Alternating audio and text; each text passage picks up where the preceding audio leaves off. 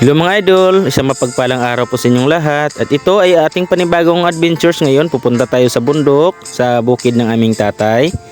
At yun nga po, kumustahin ko yung tanim ko doon na mga talong at kung ano-ano pa doong tanim namin na mga kasaba. At siyempre, kasama ko ang aking buong pamilya. At yun nga, malayo yung daan at nasa 5 na kilometro ang lalakarin namin bago kami makarating doon sa aming kubo. Ito na nga, finally nakarating na kami. Siyempre mga idol, kahit mahirap ang buhay, at importante ay sama-sama kami. At ito na nga mga idol, ay inalagaan ko na yung tanim ko na talong. At nang harvest na rin kami ng tanim ni tatay na okra.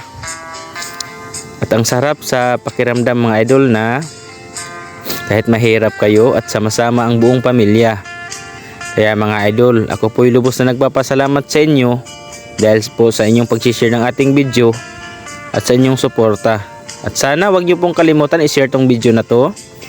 At mag-subscribe na rin kayo sa ating YouTube channel. Same lang ng profile ng ating FB. Kaya God bless po ang lahat.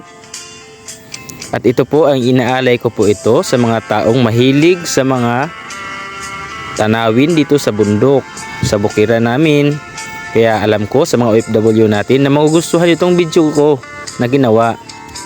At sana kung nagustuhan nyo po, pa-comment na lang kung taga saan po kayo. At para malaman natin kung saan nakarating itong mga video na to. At ito na nga, pinakain ko na ang alaga kong manok. At siyempre, pinapago din kasi sa layo ng aming nilakbay. At ito na nga, ay inihaw ko na yung kasaba. At finally, malapit nang maluto. Kaya matitikman na namin to.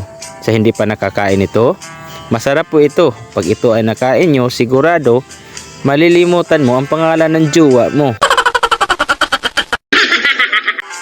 Masarap siya mga idol, at talagang kung hindi pa ito nyo natikman, sobrang sarap siya pag inihaw. At nga pala mga idol, sa hindi pa po nakashare tong video na to, sana pakishare po para mas marami pa pong makapanood. At siyempre, ang ating YouTube channel, subscribe nyo na rin kasi malaking tulong po yan sa amin at para mas marami pa tayong magawang video tulad nito. At ako po'y lubos na nagpapasalamat po talaga sa inyong suporta mga idol, na hanggang ngayon ay andyan kayo nagpapalakas sa aking loob. Kaya hayaan nyo po, ay marami pa po tayong gagawing adventures sa araw-araw. Kaya share lang po ang aming hinihingi para mas marami pa po tayong magawang video. At yun lang mga idol, thank you sa inyong lahat, sa inyong suporta. God bless sa inyong lahat. Bye bye.